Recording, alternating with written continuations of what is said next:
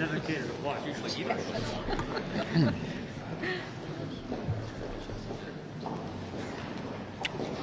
Well, good afternoon, everyone. I think we're on a glide path to completion here. Obviously, the NDAA is ready to go, and we should finish that this week. And with regard to funding the government, I think we're very close to getting an omnibus appropriation bill that would be, I think, broadly appealing. It would meet the defense number of the NDAA without having to pay a bonus above what President Biden asked for domestic priorities of the Democrats. Why would they accept that? Well, they according to our calculations, spent about $700 billion in the two reconciliation bills earlier this Congress on their domestic priorities. So the priority now is to get defense adequately funded. Also, we need to stick with our friends in Ukraine, and that supplemental, I assume, will ride along with it. Finally, I would say this needs to be finished no later than late evening on the 22nd. We intend to be on the road going home on the 23rd. We intend not to be back here between Christmas and New Year's. And if we can't meet that deadline, we'd be happy to pass a short-term CR into early next year.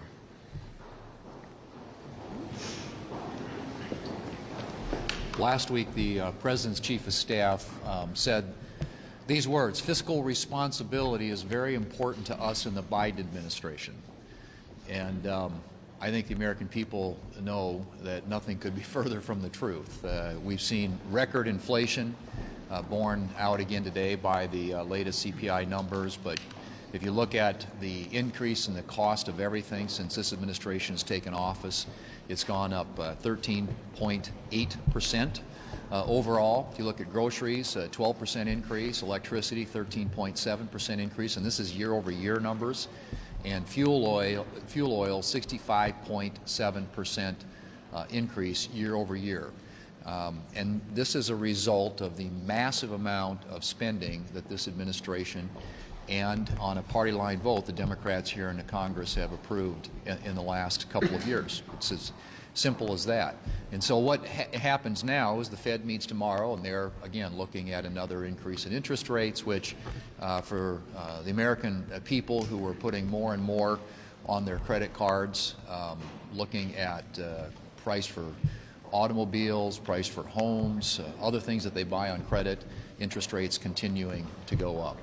So, this administration clearly has no plan for how to deal with that, but there are a few things I think that we could do if we were serious about getting inflation under control, and they have to do with extensions of expiring tax policy that was part of the 2017 Tax Cuts and Jobs Act, one of which is bonus depreciation. The Tax Foundation suggests that just extending bonus depreciation would create tens of thousands of jobs, add positively to the GDP. The research and development tax credit, allowing the companies to take the full deduction for that, also would be something that would create jobs, create growth in the economy. These are pro-growth tax policies that would help keep the economy expanding and growing, incentivize businesses to invest, and make sure that the American people have even better paying jobs. And so I'm hopeful that those are a few things that we could get done here in the waning weeks before the end of this Congress. But clearly, this administration has been asleep at the switch when it comes to addressing the issue of inflation and the enormous adverse economic impact it's had on the American people.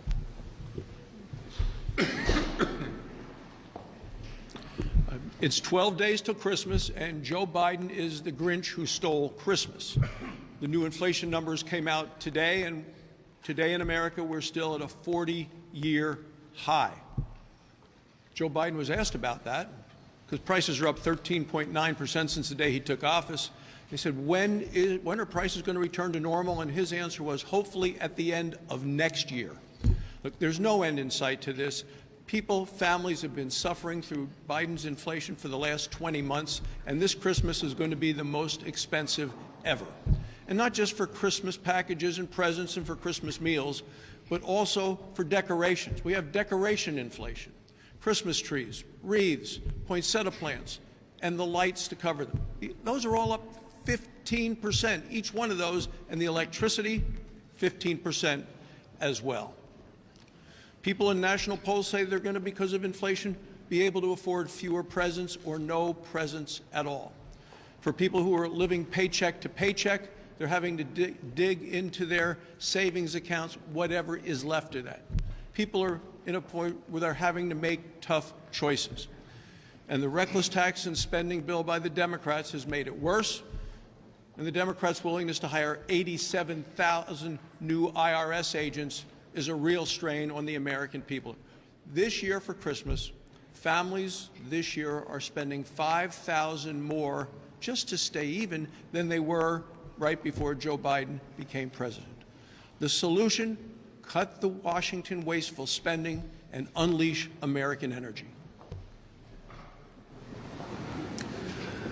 Well, in terms of savings, American families had more in savings at the end of 2020 than they've ever had before. The combination of the various kinds of assistance that went out under COVID and the lack of ability to get out and spend money, having to change your spending patterns, there was money there, but that money is going and going quickly. For lower income Americans, their savings have all been spent. For middle income Americans, about 50% of the savings they had 20 months ago is gone. And everything that they want to buy costs on average 13.8% more than it did 20 months ago. You know, the inflation number today, I think, was 7.5%. Some people say, well, last year it was 8, 7.5 this year, it must be going down. No, you add those numbers virtually together. 13.8 in the 20 months since President Biden started with these bad energy policies and policies that drive inflation and hurt families. It needs to stop. It needs to stop now. Unlikely that most of that 14 cents that everybody's lost out of every dollar they have or will go back to anywhere near where it was before. That money's gone. If you had savings, that savings is worth about 14% less than it was 2 years ago. If you have a 401k, it's probably worth about 14% less than it was 2 years ago. Some of that for some people may come back. A lot of it will never come back to the buying power we had just 20 months ago. But to stop the spending that doesn't make sense, to focus on the things that do make sense, to have energy policies that work, need to be a commitment that everybody makes at the end of this year to change the trajectory of our economy and the trajectory of families, both what they have and what they'd like to have as we start next year. 3,000 illegal entries in a 24-hour period in El Paso, Texas. 3,000 in a 24-hour period in just one sector of our southern border. 73,000 gotaways in the month of November. Illegal entrance into the United States. Just a few months back, I went to the southern border with our colleagues, Senator Cruz and Senator Cornyn, and we went to the border. Folks, people were turning themselves in to CBP. They were turning themselves in. So you know what those gotaways are?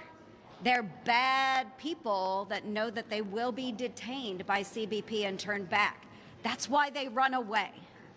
73,000 bad people coming into the United States in 1 month. We know that Title 42 is set to expire in mere days. But what is the Biden administration doing, folks?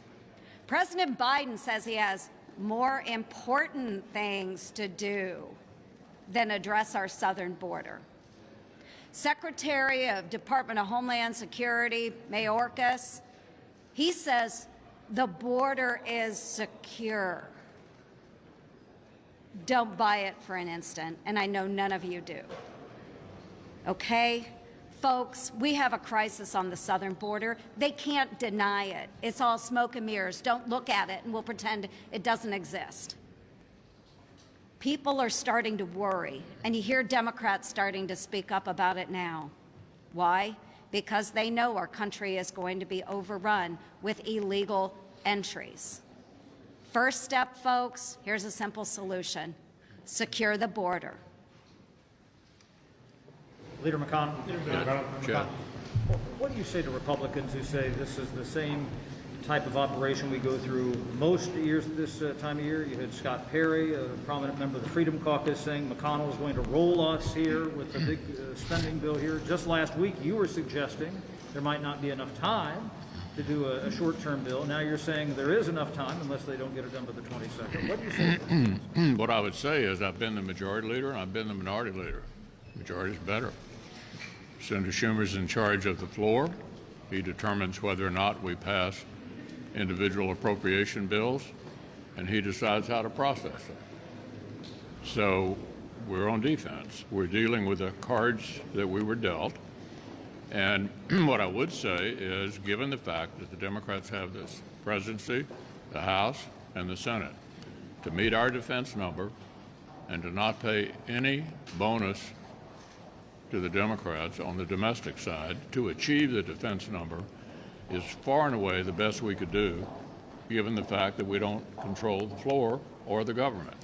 In Senator Sinema's decision, did you reach out to her and encourage her to caucus with Republicans or offer her committee assignments at the end of the aisle?